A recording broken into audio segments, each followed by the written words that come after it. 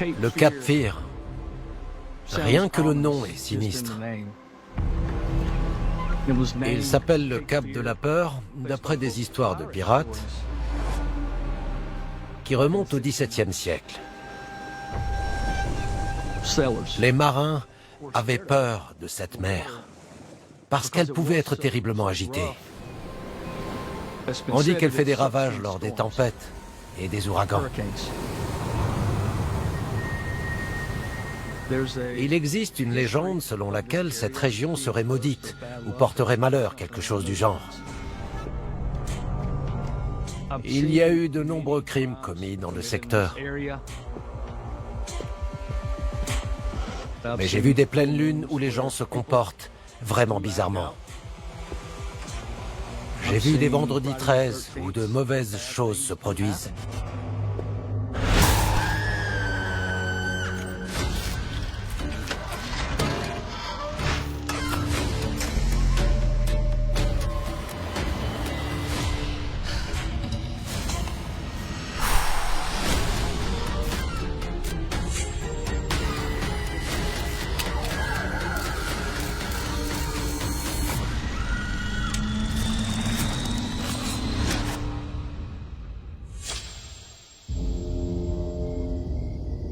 Un jour d'été 1977, un groupe d'adolescents quitte un bal du lycée, entre 22h30 et 23h. Barbara Lewis est une jeune fille de 17 ans. Elle et ses amis se disent au revoir.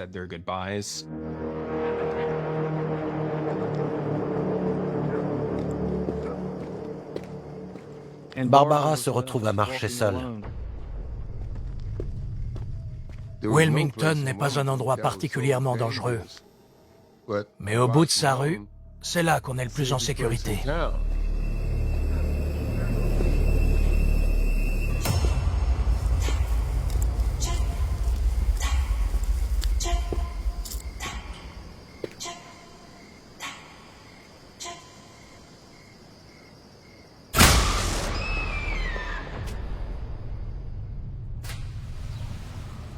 Le lendemain matin, la police de Wilmington reçoit un appel signalant la présence d'une jeune fille noire et qui est de toute évidence décédée dans la ruelle, juste derrière une maison. La police de l'époque se rend sur place et découvre Barbara Ann Lewis. Ses vêtements lui ont été arrachés. Elle ne porte plus que ses chaussures. C'est tout. Elle gît sur le dos sur ce terrain vague. Elle a été étranglée. On trouve des empreintes de talons à l'endroit où le tueur l'a traînée. On trouve une empreinte de chaussure que les enquêteurs photographient sur la scène de crime. La police trouve 2 personnes qui ont vu Barbara être emmenée de l'autre côté de la rue. Elles décrivent l'agresseur comme étant un homme noir de grande taille. C'est une description assez vague, mais qui nous donne néanmoins un point de départ.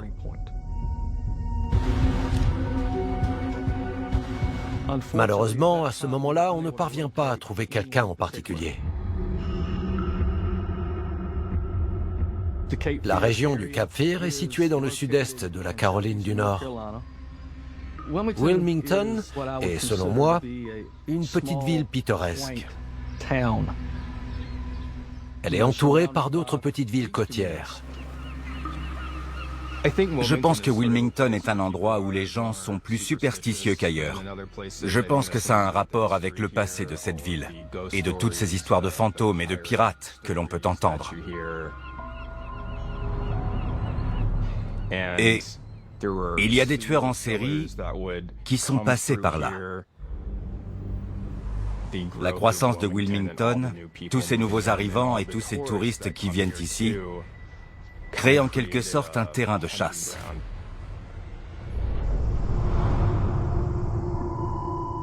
Pour moi, les gens croient qu'il existe une autre force dans la région qui provoque ces phénomènes. Et il y a l'intersection entre la 40 et la 95. La 95 va d'est en ouest et la 40 va du nord au sud. Il y a clairement une sorte de côté sombre à cette ville, qui est le résultat de la position de Wilmington par rapport à ses autoroutes. Il y a une grande université ici. Je pense que certaines universités peuvent donner, ou donnent effectivement, un sentiment de sécurité. On constate une assez grande variété de crimes ici. Il y a la drogue. Il y a les activités des cartels. Tout y passe, des vélos volés aux tueurs en série. Je pense qu'avec les crimes graves, il y a toujours cette idée qui persiste que tant que le coupable n'a pas été arrêté, alors il y a une menace qui pèse sur la communauté. C'est inquiétant de savoir qu'il y a quelqu'un de dangereux, peut-être un meurtrier dans la région.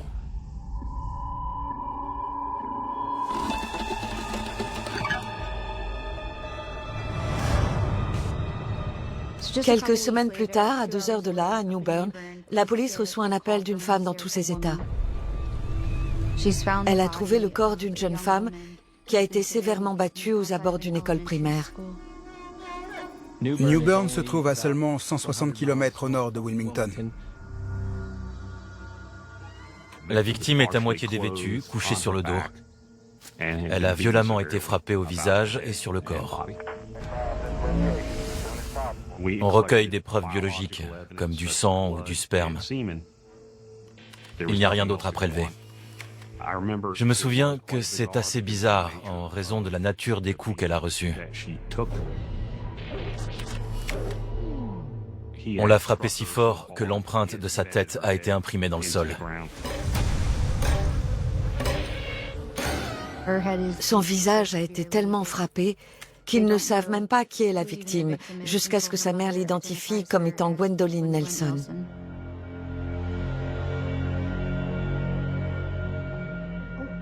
Gwen est une jeune mère de 18 ans. Elle a une fille et elle vit avec sa mère. Gwen aime traîner dans le quartier. Gwen m'a toujours donné l'impression d'être quelqu'un de très dynamique et plein de vie. Elle dégage une aura particulière, celle de quelqu'un avec qui ça doit être agréable de passer du temps. Elle est également connue pour être quelqu'un qui ne se laisse pas faire, qui se bat, qui n'a pas froid aux yeux et qui sait se défendre.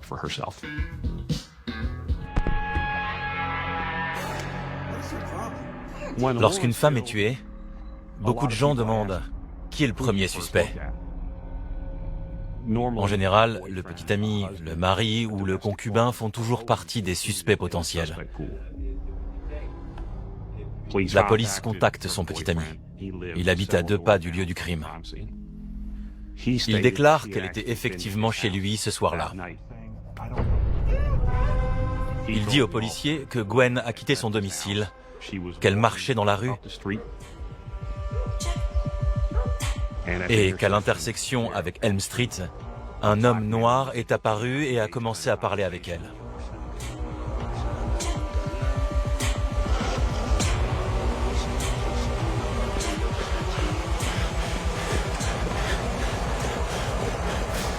Puis il l'a attrapée par le haut du corps et l'a entraînée de l'autre côté de la rue, vers la cour de récréation.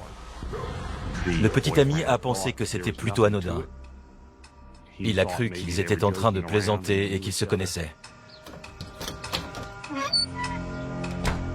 Il est rentré, a fermé la porte et il a été la dernière personne à la voir vivante.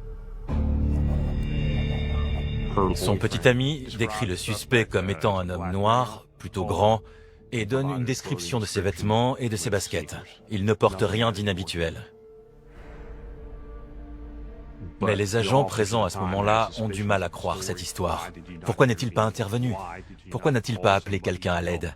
Si vous voyez quelqu'un se faire attraper par le haut du corps et traîner hors de la rue, pourquoi ne rien faire? Il semble être un suspect sérieux. Ils ne peuvent pas affirmer qu'il est coupable, mais ils ne peuvent pas non plus l'écarter. Mais si le petit ami de Gwen dit la vérité, ça signifie qu'un tueur rôde toujours dans les rues de New Bern.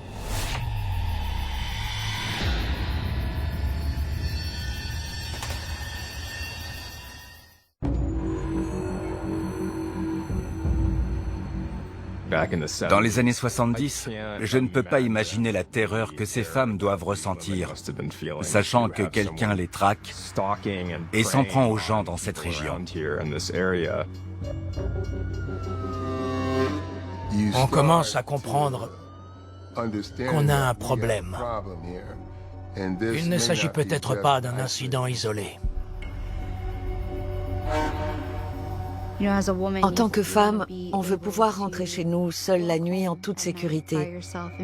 Mais des cas comme celui-ci, où des femmes se font agresser, ça nous donne l'impression que ce n'est pas sûr d'être toute seule.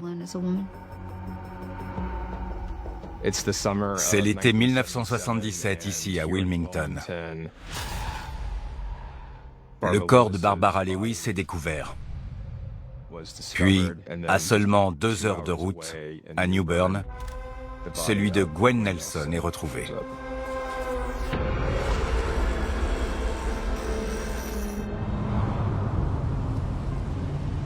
Ce sont 2 villes différentes. À cette époque, il n'y a aucun lien entre les 2 enquêtes sur ces meurtres. Voici une photo de moi en tant que journaliste pour le New Bern Sun Journal. Pendant des années, les meurtres de Barbara Lewis et de Gwen Nelson sont restés des affaires classées sans suite. Lorsque j'écris l'article pour le Sun Journal, j'ai l'occasion de parler à la fille de Gwen, qui n'avait que 2 ans au moment des faits. Elle ne s'est jamais sentie en sécurité lorsqu'elle quittait la maison, ni lorsqu'elle allait à l'école. Sa grand-mère l'a toujours gardée près d'elle, juste pour s'assurer qu'elle était en sécurité. 30 ans plus tard, en 2012, je travaille de nuit.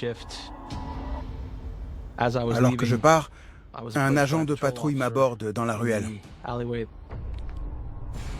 Il me dit qu'il recherche une personne disparue, Latricia Scott. Latricia est une jeune femme de 24 ans qui vit dans le centre-ville de Wilmington et étudie à l'université publique du Cap-Fear. Elle a 2 jeunes enfants qui vivent avec elle. En janvier 2012, la mère de Latricia Ann Scott appelle la police. Elle cherche désespérément sa fille. Latricia ne répond pas à ses appels. Sa mère déclare que sa fille n'est pas rentrée des cours ce jour-là.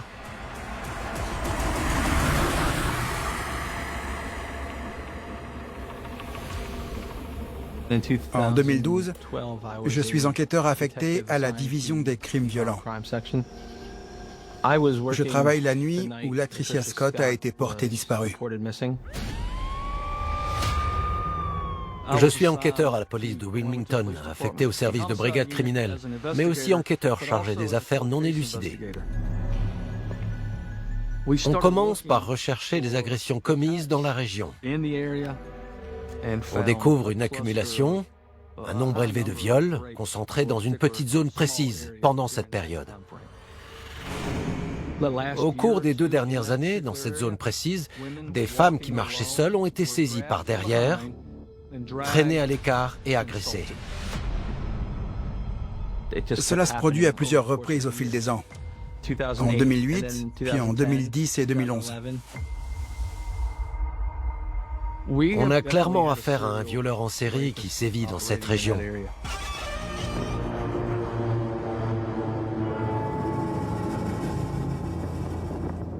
En 2007, je prends la tête de l'unité d'enquête de la police de New Bern. On a plusieurs affaires classées sans suite qui n'ont pas été résolues. La plus ancienne est le meurtre de Gwendolyn Nelson qui remonte à 1977. Les agressions ont eu lieu à peu près à la même période. Dans certains cas, il y a une description du suspect.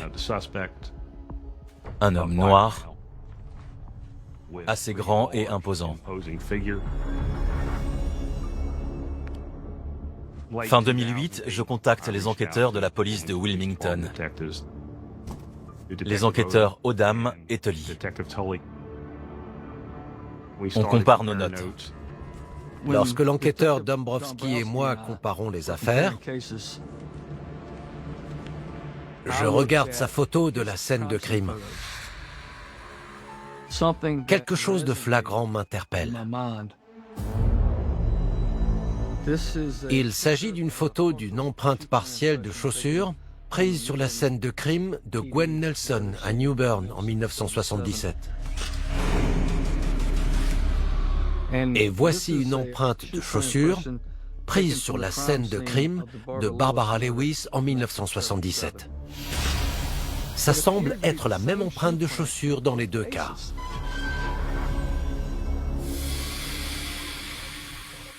On remarque ensuite autre chose entre les meurtres de Gwen Nelson et Barbara Lewis. On examine certaines des photos de la scène de crime et ça me frappe. Elles sont presque identiques. Les victimes sont allongées au sol de la même manière.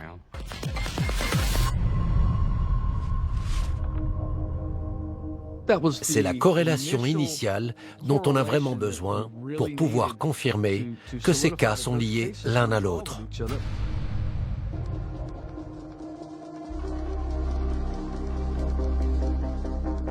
Serait-ce le même homme? Si c'est le cas, il y a un seul homme que la police recherche. En juillet 1979, il est condamné pour 3 chefs d'accusation d'agression à Wilmington. Il avoue également plusieurs agressions et viols commis à New Bern. Il passe environ 30 ans en prison pour ces crimes commis à la fin des années 70.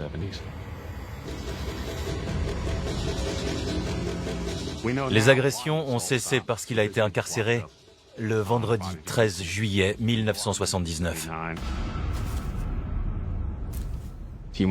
Il passe 3 décennies en prison et dès sa sortie, les viols recommencent. Dans la communauté, les gens sont terrifiés. Ils se demandent qui peut bien faire une chose pareille. Cet homme est un criminel vicieux qui se promène dans les rues. Il est capable d'enlever des femmes au hasard et de les agresser brutalement. Dans toute la ville, tout le monde sait que c'est loin d'être terminé. On sait qu'il a l'intention de chercher d'autres proies.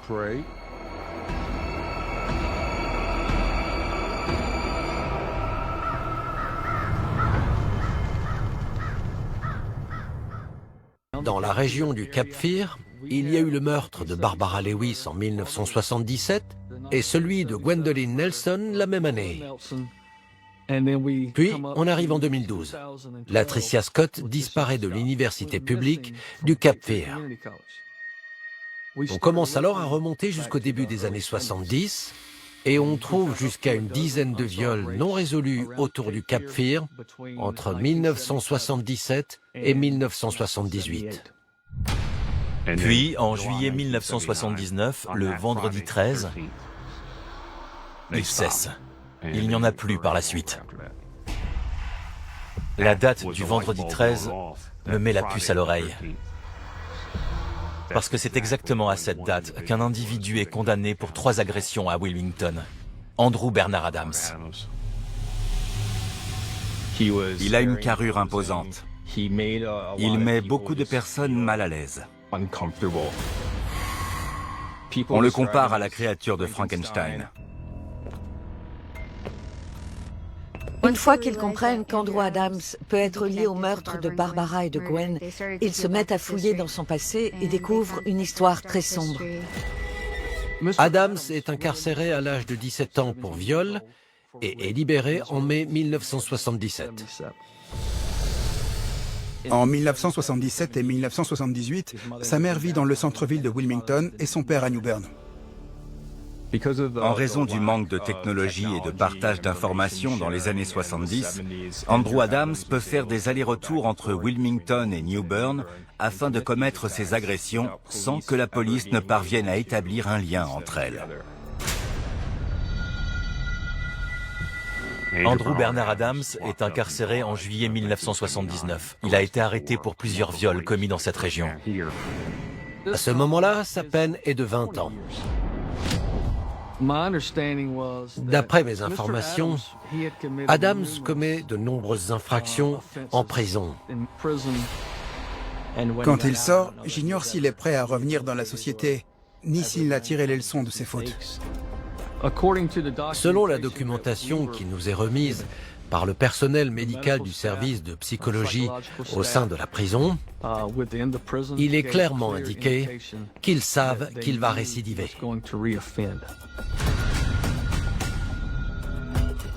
Il a passé 29 ans dans des conditions très difficiles, dans un cadre très institutionnalisé. C'est la photo d'identité judiciaire d'Andrew Adams à sa sortie de prison en 2007. En juillet 2008, une jeune femme marche seule dans un quartier très fréquenté du centre-ville. Elle rentre d'une soirée au bar.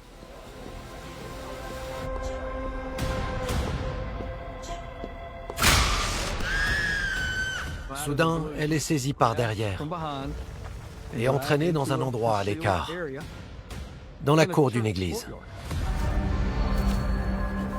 Il lui demande si elle a déjà été violée. La rumeur dit qu'elle est poignardée avec un bout de bois rempli de clous. Malgré tout, et heureusement, elle parvient à ramper jusqu'à la rue. Des passants la voient, elle est couverte de sang. Par miracle, ces personnes lui sauvent la vie. On parvient à obtenir une description de son agresseur. Il s'agit d'un homme noir, entre 35 et 45 ans environ, mesurant aux alentours d'1,90 m, pesant sûrement plus de 90 kg, avec une carrure musclée et les cheveux courts. On en est convaincu. Andrew Bernard Adams est le responsable. Mais on n'a aucune preuve médico-légale prouvant qu'il est l'agresseur. Cependant, le fait qu'il soit en liberté et qu'il soit capable de récidiver, ça nous donne froid dans le dos. Les femmes de la communauté connaissent l'histoire d'Adams. Elles ferment leurs portes à clé. La peur règne. On ne sait pas quand il va frapper à nouveau. Est-ce que ce sera ce soir? Est-ce que ce sera demain soir? Ou est-ce que ça va se passer?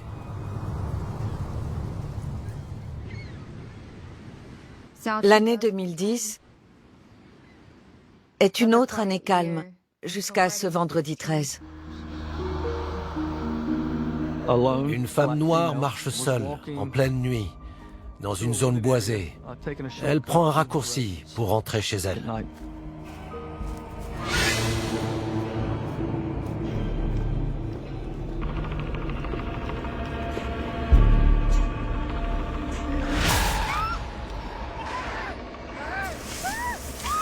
Elle est attaquée par derrière.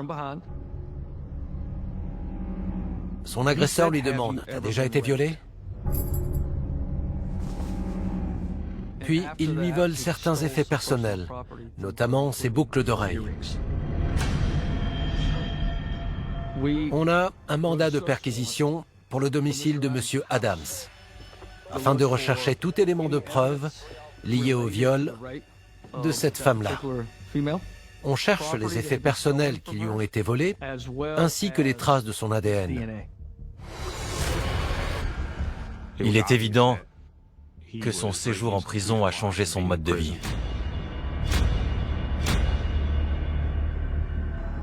Il a peu de mobilier, pas grand-chose dans la pièce. Il a un calendrier avec chaque jour barré d'un grand trait noir au marqueur.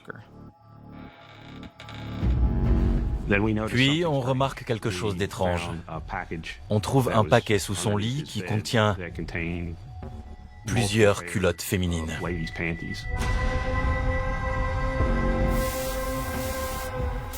Andrew Adams dit qu'il est fétichiste et qu'il vole les culottes sur les cordes à linge, pas très loin de chez lui. Je demande alors, à votre avis, il y a beaucoup de gens qui étendent des culottes sales sur leur corde à linge? Et il devient évasif à ce moment-là. L'enquêteur Lee Odam prélève l'ADN d'Andrew Adams et l'envoie au laboratoire. L'attente est insupportable, surtout quand on sait qu'il a cette envie irrépressible chaque jour. Et puis tout à coup, je reçois un appel m'annonçant que l'ADN qu'on a prélevé sur Adams correspond à celui trouvé sur la scène du meurtre de Gwen Nelson en 1977. Ça permet d'éliminer le suspect initial qui est le petit ami de Gwen Nelson. Cependant, l'échantillon est tellement dégradé qu'il ne répond plus aux normes habituellement utilisées dans les tribunaux ou à des fins de preuve ADN. Mais il s'agit tout de même d'une correspondance. Et Chip Dombrowski fait pression sur le bureau du procureur pour qu'il inculpe Adams de meurtre au premier degré et de viol sur Gwen Nelson en 1977. Les mois passent. Aucune décision n'est prise. On ne peut qu'attendre que ça se reproduise. Et on essaie de trouver la pièce manquante du puzzle qui nous permettrait peut-être de l'inculper. Il n'est pas rare pour Lee Odom ou moi de passer devant sa maison en voiture et de dire bonjour. Je veux qu'il sache qu'on n'a pas abandonné. C'est peut-être un peu prétentieux de faire ça, mais bon, je sais que quelque chose d'horrible va se produire.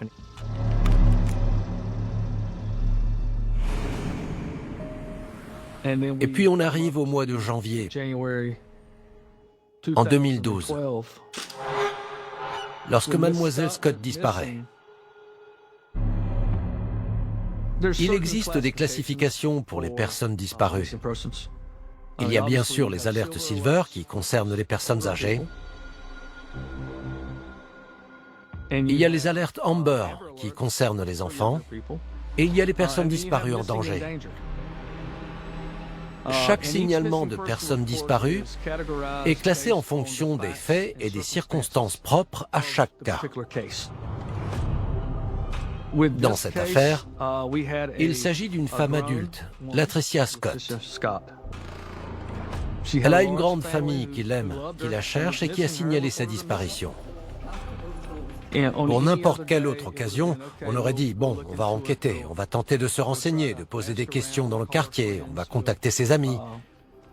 On va essayer de la retrouver par tous les moyens possibles, que ce soit par téléphone ou autre. Dans ce cas particulier, lorsque mon coéquipier me dit avec qui elle a été vue pour la dernière fois, on pense automatiquement à une personne disparue et en danger. Il y a 2 noms qui figurent sur la liste des personnes avec lesquelles elle avait parfois des contacts. Quand pour la première fois je vois le nom de la personne avec qui elle était, mon cœur se serre. Je saisis le téléphone de mon bureau et j'appelle mon collègue, l'enquêteur Odom. Et je lui dis, tu vas pas le croire,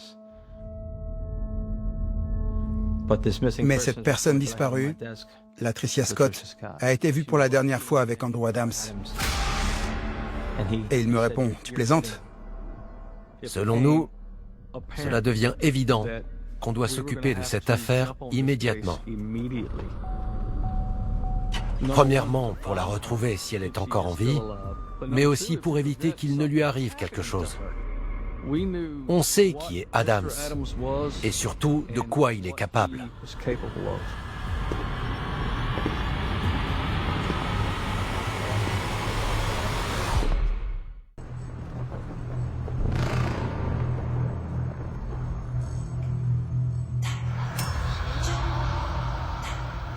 Quand les gens pensent au vendredi 13, ils pensent à la malchance, à la superstition.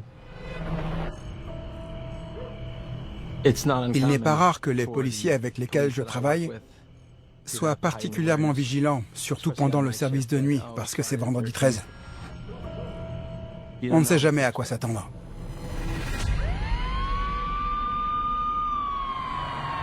Non!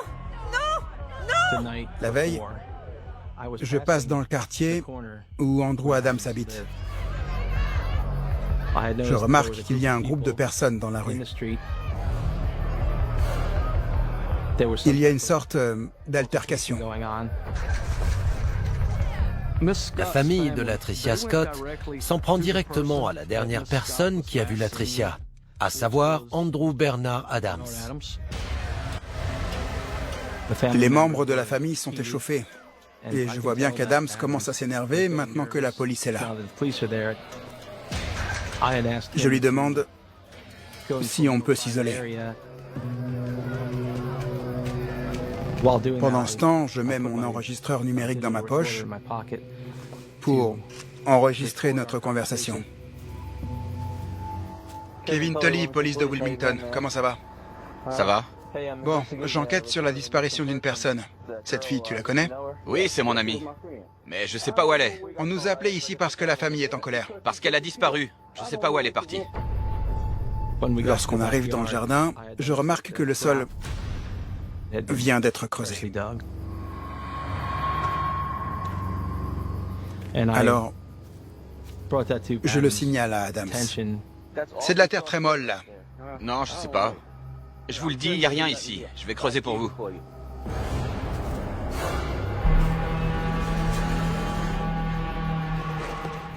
Il se met à genoux et il creuse sur 1 mètre de profondeur à main nue pour me montrer qu'il n'y a rien dans ce trou. Je suis surpris par la facilité avec laquelle il utilise ses mains pour le faire. Vous l'avez creusé à la main? Je creuse encore et encore. Et il y a rien du tout. D'autres agents patrouillent dans les environs et ils disent qu'il y a un autre endroit qui a également été creusé. Je vois bien qu'il a peur parce qu'il commence à se montrer nerveux.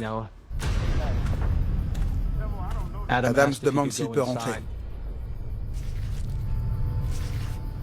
Alors, je lui donne la permission parce qu'il n'est pas en état d'arrestation. Il est libre. Je peux aller aux toilettes? Allez-y, mais restez dans le coin. Au même moment, d'autres agents patrouillent au bout de la rue. Une grande clôture sépare la voie ferrée et les buissons. On voit une glacière en polystyrène qui semble avoir été jetée par-dessus la clôture. Les enquêteurs découvrent qu'elle contient des draps, des têtes d'oreiller et des vêtements entassés à l'intérieur. Ils présentent des traces de sang. Quelqu'un est grièvement blessé.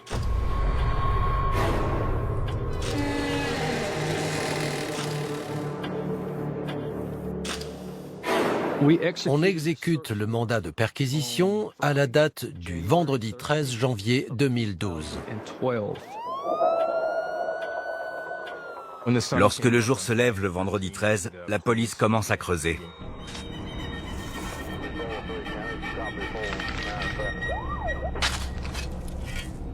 C'est une étape laborieuse. Ça prend beaucoup de temps. Mais ils découvrent un pied, plus précisément le talon, qui dépasse du sol. Voici le trou où le corps de Latricia Scott est retrouvé, enterré dans le jardin.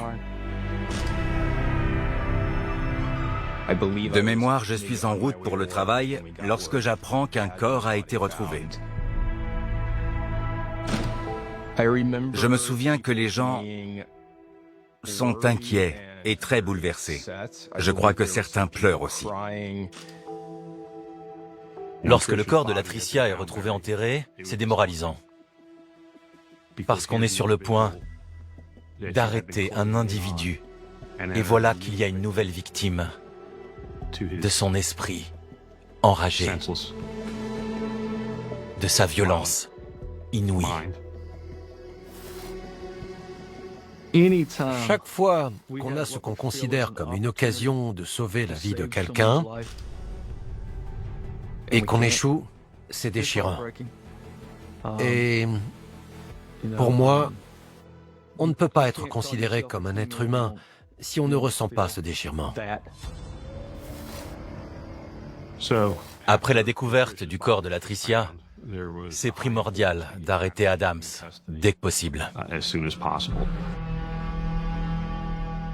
Mais il a pris la fuite. Il a quitté les lieux. Il est introuvable. Il s'est volatilisé.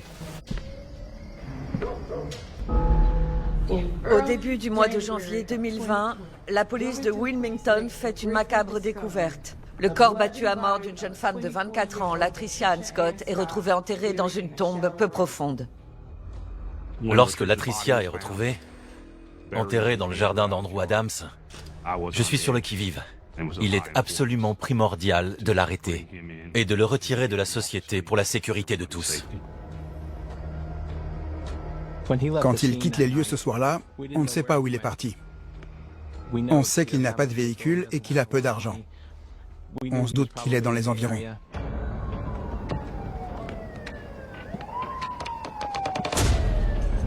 Alors qu'on est au poste de police, un homme entre et nous dit qu'Andrew Adams se trouve dans sa pension de famille, à quelques rues de là. Ce soir-là, on évacue toutes les personnes dans la maison. Il s'est barricadé à l'intérieur, il refuse de sortir. On lance donc des grenades lacrymogènes dans la maison. Il ne sort pas. C'est quelqu'un de très coriace si l'on en juge à sa capacité à supporter les fumées de gaz poivre. On entre dans la maison.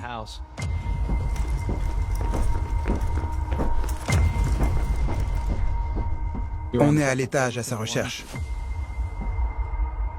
Mais il n'est pas là. On trouve ce trou qu'il a creusé. Adams a creusé un tunnel à travers le sol et le mur, à travers le placo et le bois. Il se cache au rez-de-chaussée, dans une partie complètement différente de la maison.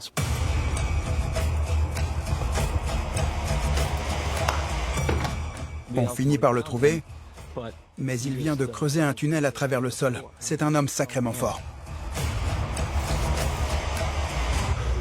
Je suis à environ 1 ou 2 rues de là, dans le sens du vent. Tout à coup, mes yeux se mettent à pleurer et à piquer à cause des gaz lacrymaux. C'est surréaliste. Je pense que toute la ville a pu pousser un soupir de soulagement. Une fois arrêté, il est conduit au poste de police et interrogé par Liodam et moi-même. Pourquoi on est là? Vous savez pourquoi? Pourquoi? Parce que vous pensez tous que j'ai tué la fille. La gentille petite fille. Adams est impassible et calme. Au début, il est un peu hésitant. C'est mon amie depuis environ 7 ou 8 mois. Ok. J'ai toujours été là pour elle, j'ai aidé ses enfants. C'est une longue relation. Malheureusement, cette confiance qu'elle avait en lui a conduit à sa perte. Parce qu'elle était avec quelqu'un d'extrêmement violent, qui a un passé très mouvementé. Et tôt ou tard, cette facette de sa personnalité s'est révélée et elle l'a payé de sa vie. On se disputait. D'accord. Et elle m'a dit quelque chose de vraiment blessant. C'est pour ça que je l'ai frappé. C'était un accident, mais je l'ai frappé. Frappé où? J'ai dit bordel, en plein visage. En fait, sa tête s'est cognée contre le lit. Je me suis dit, oh non. Vous l'avez frappé qu'une fois? Quoi? Une fois ou plusieurs fois? Une fois, je l'ai frappé une fois. Chez lui, on trouve un marteau. Il y a un petit cheveu coincé entre la tête du marteau et le manche. Malheureusement, on découvre que c'est l'arme qui a été utilisée contre Latricia. Mais ça n'a plus d'importance à ce moment-là parce qu'il a avoué. Ensuite, Adams est interrogé au sujet du meurtre de Gwendolyn Nelson en 1977. Et il est confronté à la correspondance ADN. On lui présente tous les faits. Et il nous donne des informations particulièrement détaillées sur ses vêtements. Un haut bustier de couleur claire, un short de couleur foncée. Il confirme qu'elle a effectivement essayé de le repousser. Et c'est la raison pour laquelle il l'a frappée à la tête, afin de la neutraliser. Il est ensuite interrogé au sujet du meurtre de Barbara Lewis. Il décrit en détail comment il a attrapé la jeune fille, sans savoir qu'il s'agissait de Barbara Lewis, et l'a traînée de l'autre côté de la rue, derrière un buisson. Vous avez été effrayé par quelque chose? J'ai cru entendre quelqu'un sous le porche. Ok. Il dit qu'il se cachait des gars qui se trouvaient sous le porche au bout de la rue et qu'il tirait Barbara hors de leur vue. Il ne s'est pas rendu compte qu'il l'a étranglée trop fort et trop longtemps. Je l'ai déshabillée. Et elle n'a pas bougé, alors j'ai pensé, bordel, elle doit être morte. Donc je l'ai étranglée. Mais je savais pas que je l'avais tuée. Parce que j'avais un rapport sexuel avec elle, et elle bougeait pas. Pendant le rapport, elle a pas bougé. Elle disait rien. J'ai pas fait attention, en fait. Quand on aborde la question du pourquoi, il répond qu'il a saisi une opportunité. Après ça, ils ont obtenu suffisamment de preuves pour l'inculper de meurtre dans l'affaire Latricia Scott et de meurtre dans l'affaire Gwen Nelson. Le procureur voulait demander la peine de mort, mais il s'est avéré que le QI d'Andrew Adams était trop faible et que légalement, il ne pouvait pas. Adams a plaidé coupable de meurtre sans préméditation et de viol sans préméditation. Il est condamné à 2 peines à perpétuité sans possibilité de conditionnel. Dans le cas de Barbara, il n'y a pas suffisamment de preuves matérielles pour l'inculper, mais il est déjà condamné à 2 lourdes peines pour les meurtres de Gwen et de Latricia. L'affaire est donc classée sans suite. Je ressens un immense soulagement en rentrant chez moi ce soir-là. Le travail de ces 5 années, passé à enquêter sur cette affaire, me revient en pleine tête, et j'apprends lors d'entretiens avec la famille que la mère de Gwen a pleuré tous les jours depuis l'assassinat de sa fille. Et je suis contrarié parce que sa mère est décédée sans jamais avoir eu l'occasion de voir justice être rendue. Tout au long de cette affaire, il y a un lien avec le vendredi 13. C'est la date à laquelle Adams a été incarcéré et qui a attiré l'attention de l'enquêteur, le 13 juillet 1979, un vendredi 13. Et puis, 3 décennies plus tard, le vendredi 13 janvier 2012, la police retrouve le corps de Latricia. Le même jour, Andrew Adams est à nouveau arrêté. Mais cette fois, il est condamné à la prison à perpétuité. Dans les affaires non élucidées, c'est un moment formidable lorsque l'on résout une énigme que personne d'autre n'a réussi à résoudre. On a assemblé les pièces du puzzle.